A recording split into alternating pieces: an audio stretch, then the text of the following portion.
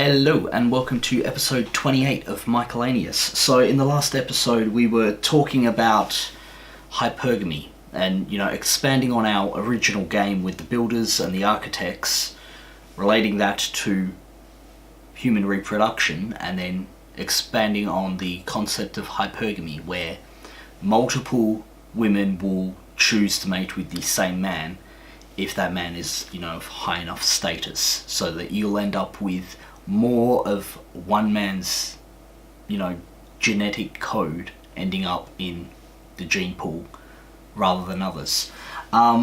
So there is an issue with that. We went through the numbers, and you remember how we did the numbers, and it started off at 5 and it rapidly rose up, and let's say that line there was 7. That number rapidly rose up to get close to 7, but depending on how much maths you'd know that it would never ever actually reach 7. It would be impossible for it to, because you're averaging the numbers, and no matter how much you weight those averages, if you've got any input at all from the numbers lower than 7, it'll never be able to go above it. Even if you have 99.999% 7 in that gene pool, you're still going to have that 0.01% that's bringing it down just a little bit below.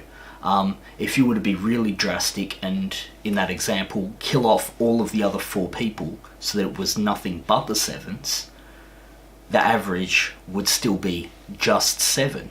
It'd never be able to go above, so hypergamy is really useful for having a tendency that increases upwards towards, the top people in your group, but the problem is that it can't exceed over that point. So if we were using nothing but hypergamy, the entire human race would still only be as developed as the best caveman who came out of Africa 70,000 years ago. We'd all have like 100% primo caveman DNA. But how did we get beyond that? How have we become more involved, more intelligent, taller, harder, better, faster, stronger? Work it harder. Yeah, anyway, no, I'll get a copy strike for music on that one. I was really tempted to put in a little clip and just play it there, but no, not this time. I'll bring that in later. That's an addition. I'm evolving my channel along with the human race is evolving too. So we need something more than just hypergamy.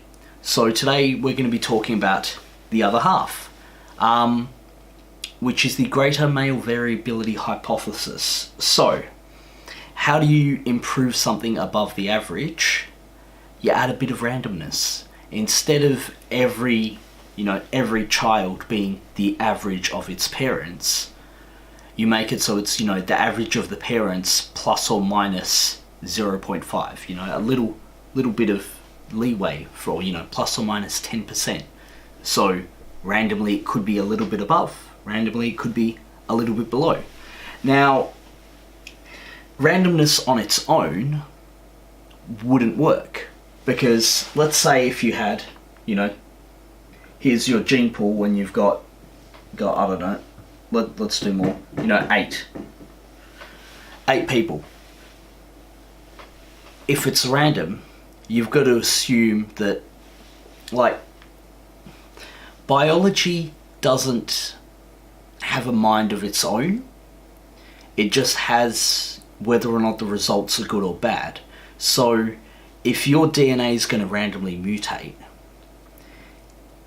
that mutation doesn't know whether the mutation is going to be good or bad.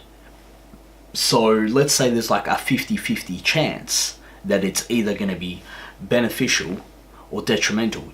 You might be taller, you've got as much a likelihood of being shorter though. You might be stronger, you might be dumber, you might be smarter, you might be, let's just assume it's 50-50 whether you go up or down. So let's say you've got, you know what, let's make it 10.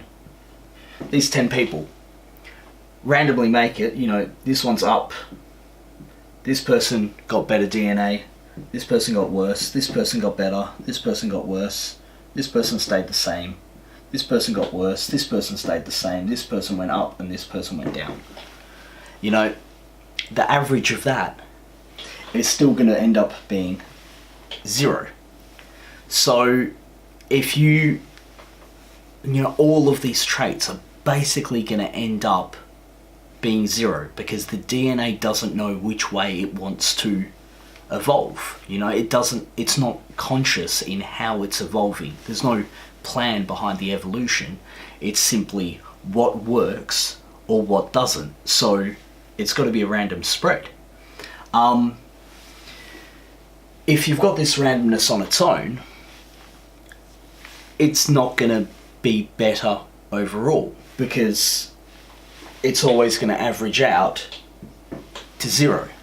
You're always going to end up overall, you know, the entire gene pool is going to end up back where it began.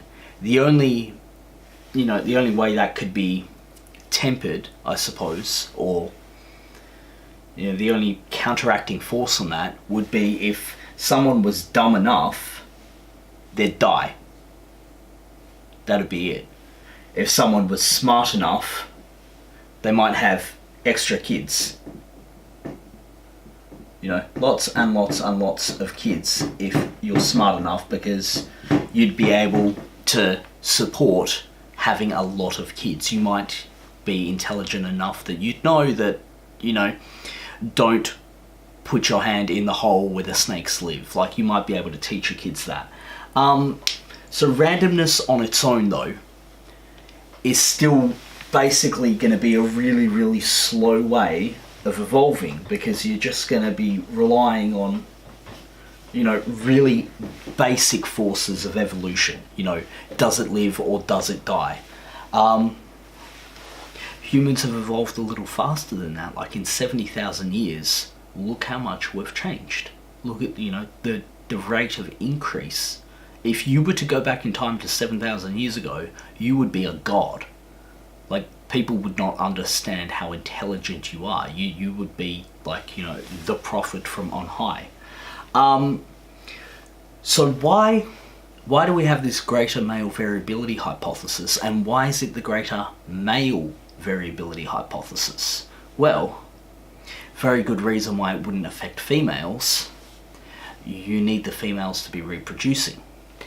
So let's say you had, you know, all your women here, blah blah blah blah blah blah, you know, that's representing all of the women, you know, each one of those boxes are.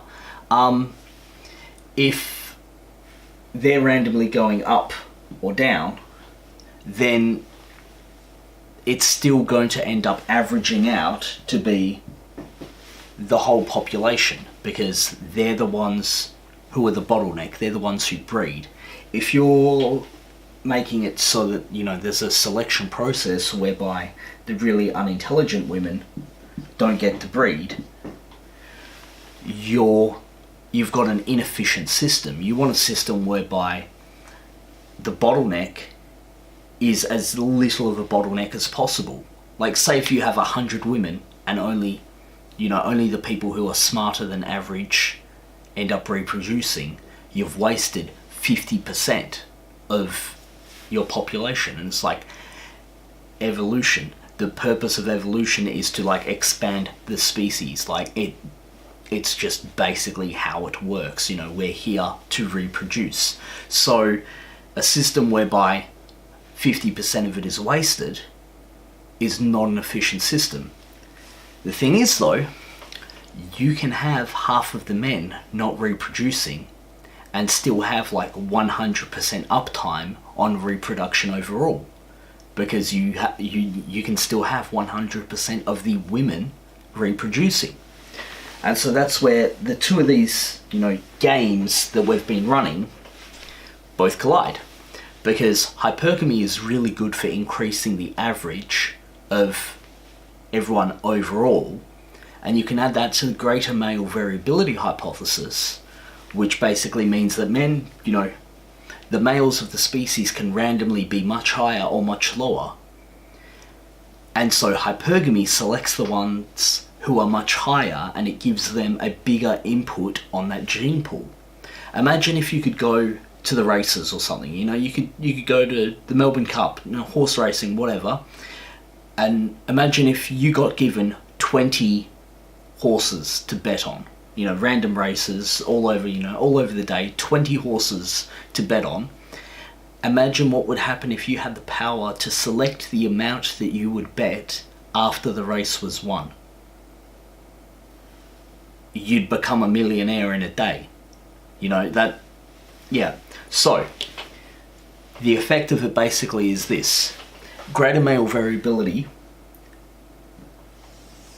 let's say that's the average of the gene pool. We'll call that the women. Now you've got the men in that gene pool, which go, like that. That line is the men. Now, the men's average is the same as the women's average. They both come from, the same group of parents, the same biological input. If you just kept on running that and say, well, let's average these two lines, the new line would be almost the exact same. You might lose the really dumb person at the bottom there. Someone died off because they were just literally too dumb to live. Your next line would be like just a smidge above the first. That's a bit too slow. When you add hypergamy in, and you add that to the greater male variability hypothesis, you get one of these. This here is hypergamy, and it says everyone who is less than average, you're a scrub, and a scrub is someone who can't get no love from me. And so they get no love. What is the average of these lines now? Well, it sits a bit higher. It sits there. That is the new line. So what happens when we do the next generation? All right, we'll get rid of the parents. Let's go with a new line. So let's say they have a new generation of girls, and there's a new generation of boys that goes with it. Here you go. Here's the boys, generally the same average. What happens? They say, well, we don't want no scrubs. Scrub all of them off the bottom. That's hypergamy. You make the new average. What is the new average of that gene pool? It's a little bit higher. And basically that is how we've got to the point where humans today are, taller, faster, harder, better, faster, stronger than humans were 70,000 years ago.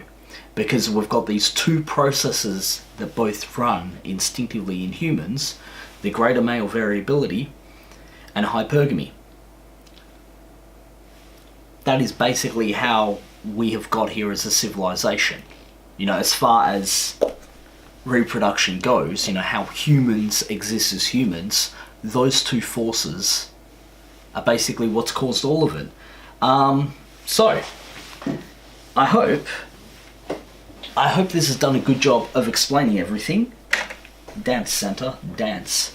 I look forward to seeing you in the next episode, where we're going to be looking at how these things manifest in real life. Well, how the greater male variability manifests in real life, because it's a bit of a doozy. It's going to explain a lot of things now that you understand where it came from and how powerful of a force it is, as far as evolution goes. It's a pretty powerful force. So I look forward to seeing you then. Please remember to like, comment, subscribe, and I'll see you around.